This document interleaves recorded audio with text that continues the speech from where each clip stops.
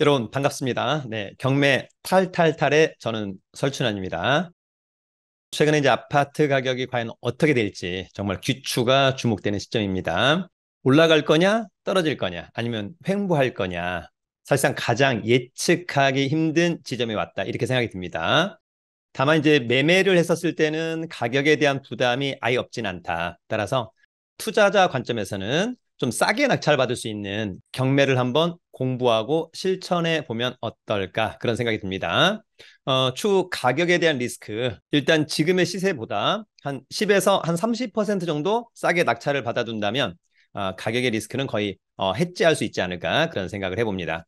오늘은 서울에서 두 번 유찰된 아파트 물건 4건을 가져왔고요. 그중에 하나는 최저 매각 가격이 1억 원대라고 하는 점, 이런 부분들도 한번 잘 참고하시면 좋을 것 같습니다. 그러면 준비한 자료 함께 보도록 하겠습니다. 오늘은 두 번 유찰된 서울 아파트 경매. 아무래도 이제 아파트 경매가 관심이 가장 많다라고 하는 점, 또 경매 물건으로 아파트가 또 가장 많이 나오는 물건 중에 하나다라고 하는 점. 자, 여러분, 이제 우리가 아파트를 입찰하기 전에 가장 중요한 것 중에 하나는 시세 파악입니다. 물론 이제 우리가 시세 파악을 어떻게 하냐? 그러면 이제 기존의 어떤 매매 사례, 어쨌거나 뭐 이제 과거의 사례가 될 수 있겠습니다만, 통상 이제 국토부 실거래가 또는 네이버 부동산, 호갱노노, 또 가장 중요한 것은 현장에 중개업소 한 3군데 정도를 들러서 시세의 흐름, 올라가고 있냐, 떨어지고 있냐, 매물의 개수의 흐름, 매물이 증가하냐, 감소하냐, 이런 부분들 좀 체크를 해봐야 될 것 같고요. 두 번째는 이제 아무래도 권리 분석 문제. 그러나 아파트 경매 물건에 권리 분석상 문제 있는 것들이 거의 없습니다. 저도 이제 한 번 정도는 전부 다 필터링 하는 거니까. 그럼에도 불구하고 각자가 시세 파악, 권리 분석 다시 한번 꼼꼼히 해야만 합니다. 그러면 물건을 보도록 하겠습니다. 자, 먼저 오늘 첫 번째 물건, 여러분, 서울 금천구 독산동의 아파트입니다. 자, 요거는 이제 부동산 태인이라고 하는 유료 경매 정보 사이트에서 한번 가져와 봤는데 뭐 어렵지 않게 여러분 독산동의 아파트죠? 관할법원은 서울 남부지방법원 경매 7개. 나중에 입찰하러 간다. 그러면 꼭 남부지방법원으로 가야 되는 거죠. 5호선 목동역 2022 타경 110404 여기까지가 사건 번호. 양가로 1번 물건 번호. 대표 소재지는 독산동의 주공 아파트. 어쩌고 동에 호수가 있는 겁니다. 요거는 이제 여러분들이 요 사건 번호를 가지고 대법원 경매정보 사이트에 가시면 디테일하게 확인할 수 있습니다. 공급 면적이 17평형, 전용 면적은 13.59평, 4억 7,500인데 두 번 떨어진 3억. 일단 직관적으로 좀 싸 보이지 않나 그런 생각이 듭니다. 자, 다른 걸 차치하고 90년산, 조금 오래되었네요. 15층 중에 5층, 이건 좋다. 전용 13, 대지권 9, 양호하다. 자, 어쨌거나 이 사건의 말소기 준거지는 임의 경매, 개시결정 기입 등기. 여기 이제 공유물 분할을 위한 경매예요. 그러니까 어떤 채권 채무 관계가 있는 게 아니라 소유자가 이를테면 뭐 5명이다. 예, 근데 야, 우리 이거 나누자. 근데 여러분 아파트는 나누기가 어렵잖아요. 그래서 아마도 일부 공유자가 타 공유자를 상대로 공유물 분할 청구 소송해서 판사가 이제 판결 내린 거죠. 이를테면 아파트를 5조각으로 나누기 어려우니까 그냥 경매 붙여서 낙찰되면 각 지분 비율대로 배당을 받아라. 이렇게 판결이 나서 경매 자체가 진행되는 것이다라고 하는 점. 체납관리비는 250만 원. 원칙적으로 3년치 공용 부분만 인수합니다. 자, 위치는 금천구인데 약간 보면 이 광명 아니야? 뭐 이럴 수 있잖아요, 여러분. 그죠? 예, 독산역 또는 이제 금천구청역. 예, 통상 여기가 이제 금천구인데 여기 이제 하안동인데 그 중에 일부가 이를테면 금천구입니다. 독특합니다. 그럼 뭐 위치는 상당히 좋습니다. 초등학교, 중학교, 그 다음에 안양천까지. 지하철역도 뭐 잘하면 걸어갈 수 있거나 마을버스 바로 갈 수 있을 것 같습니다. 자, 권리 분석은 우리가 여러분 항상 매각물과 명세서, 그죠? 네, 말소기준 권리죠? 특별히 떠안을 임차인 없고, 특별히 커멘트가 없다. 전입세대 열람 내역상 소유자가 전입신고돼 있다. 특별히 문제가 없다. 그런 이야기를 해주고 있는 거고요. 자, 시세는 기존에 이제 국토부 실거래가, 국토부 실거래가. 그래서 같은 평수 봤더니 올해 3월 달에 3억 7,700. 그러면 아까 최저가 3억 원은 상당히 매력적이지 않나 그런 생각이 듭니다. 그럼에도 불구하고 현장에 가서 현장 분석 꼼꼼하게 해봐야 합니다. 자, 여러분 두 번째 관심 종목 서울 성동구의 행당동의 아파트입니다. 자, 행당동 아파트 성동구는 관할법원이 서울 동부지방법원입니다. 8호선 문정역 있죠? 2022 타경 51700 사건 번호 양가로 1번 물건 번호. 자, 17층이니까 뭐 일단 호수는 좋아 보인다. 26평형, 전용은 18.14. 대지권이 일반 24평보다는 조금 부족하지 않나 이런 생각이 듭니다. 감정평가는 어쨌거나 12억. 두 번 떨어진 7억 6,800은 일단 직관적으로는 싸 보인다. 2001년산, 23년 됐으니까 뭐 소소하죠. 자, 25층 중에 17층이니까 뭐 좋다. 전용 18, 대지권 7점. 조금 부족하지 않나. 어쨌거나 그런 걸 감안해서 감정가 12억 원. 말소기준권리 근저당권, 요거보다 빠른 전입신고 있지만 조사된 임차인에게 없다. 그러면 통상 소유자가 있는 것이다. 특별히 떠안을 임차인은 없어 보입니다.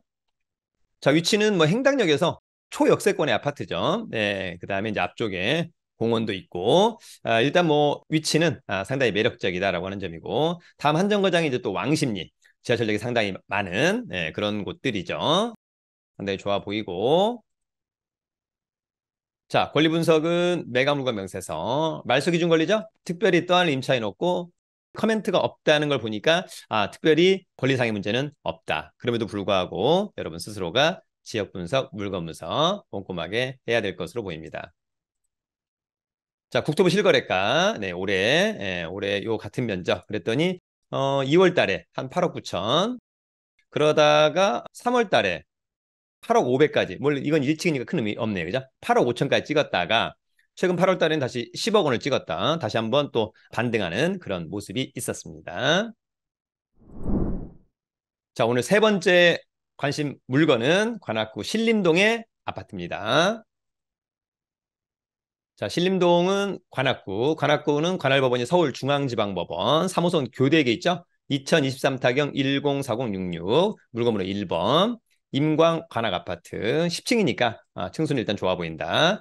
현장 분석을 반드시 해야 됩니다, 여러분. 네, 그래서 지역 분석, 물건 분석 꼭 해야만 한다. 공급 면적이 23평형, 전용 면적 약 18평형, 토지 면적은 6.6, 약간 좀 부족하지 않나. 그런 걸 감안했을 때 감정가 5억 8천, 두 번 떨어진 3억 7,500원 일단 직관적으로 싸 보인다. 2003년산, 20년 됐죠? 쏘쏘. 자, 25층 중에 10층, 이건 좋다. 전용 18 좋다. 대지권은 좀 부족하다. 대지권이 많다는 것은 그만큼 그 아파트 단지가 좀 쾌적할 것 같다. 동간 거리가 뭐 이를테면 멀찍멀찍하니 쾌적하다 이런 느낌이고 대지권이 얼마 없다라고 한다면 약간 주상복합 같은 그런 느낌이라고 그냥 직관적으로 이해를 하면 될 것 같아요. 이 사건 말소기준 권리 조사된 임차인에게 없는 거 보니까 역시 소유자가 점유하고 있는 것으로 보입니다.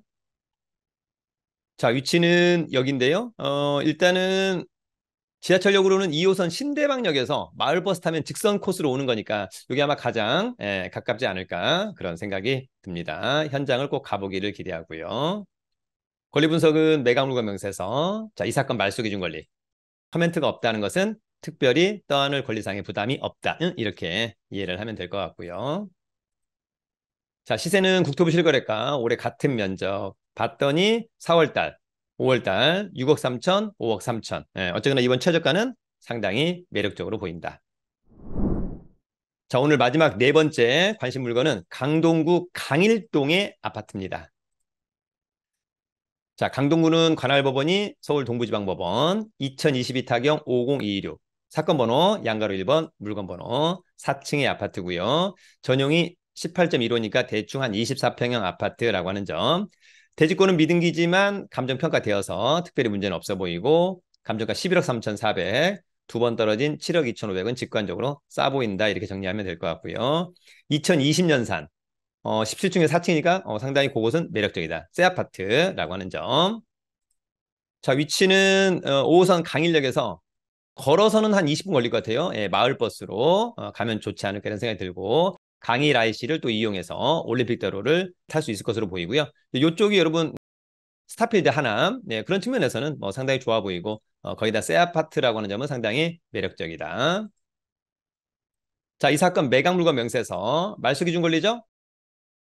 전입신고가 빨리 돼 있습니다. 이 김모 씨가. 근데 권리신고 및 배당 요구를 적법하게 배당 요구를 하였다. 그래서 5억 5천만 원을 먼저 배당을 받는다면 특별히 문제는 없을 것 같다라고 하는 점이 있고 특별히 커멘트가 없고 대지권 미등기지만은 감정평가 되었기 때문에 나중에 낙찰자가 잔대금을 납부하면 대지권을 취득한다. 이런 이야기를 해주고 있는 겁니다.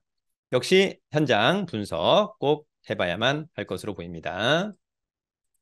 자, 앞으로도 저희 경매 물건은 저의 네이버 카페 설춘한 캠퍼스에 올려놓도록 하겠습니다. 경매 공부는 저 부동산 경매 처음 공부 책도 한번 봐주면 좋을 것 같네요.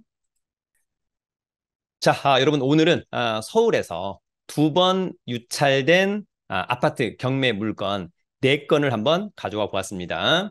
자, 중요한 것은 최근에 이제 아파트 가격이 어떻게 될지 모르겠다. 사실 뭐 누구도 예상하기는 어렵습니다. 다양한 변수가 있습니다. 수요와 공급, 뭐 금리, 정책, 다양한 부분들. 그럼에도 불구하고 지금 만약에 내가 실수요자라고 한다면 그래 조금 뭐 아무 곳이나 입지만 좋다면 좀 살 수 있겠다. 뭐 그럴 수도 있겠습니다만 실수요자나 투자자 입장에서 어쨌거나 싸게 사놓는다면 나중에 살면서 가격이 오른다면 더 기분이 좋을 것 같고 최소한 가격 방어를 한다고 한다면 조금 더 안정적으로 주거 생활을 할 수 있지 않을까 그런 생각을 해보기도 합니다. 따라서 여러분 스스로 시간 날 때 지역 분석, 물건 분석 꼼꼼히 한번 해보시고요. 입찰에도 한번 도전해보시고 싸게 낙찰받아서 명도도 해보고 또 이를테면 나중에 매매, 임대도 또는 실거주도 해보기를 기대합니다. 여러분 경매는 상당히 중요한 재테크입니다. 앞으로도 경매 탈탈탈을 많이 이용해 주시기 바랍니다. 여러분 경매 탈탈탈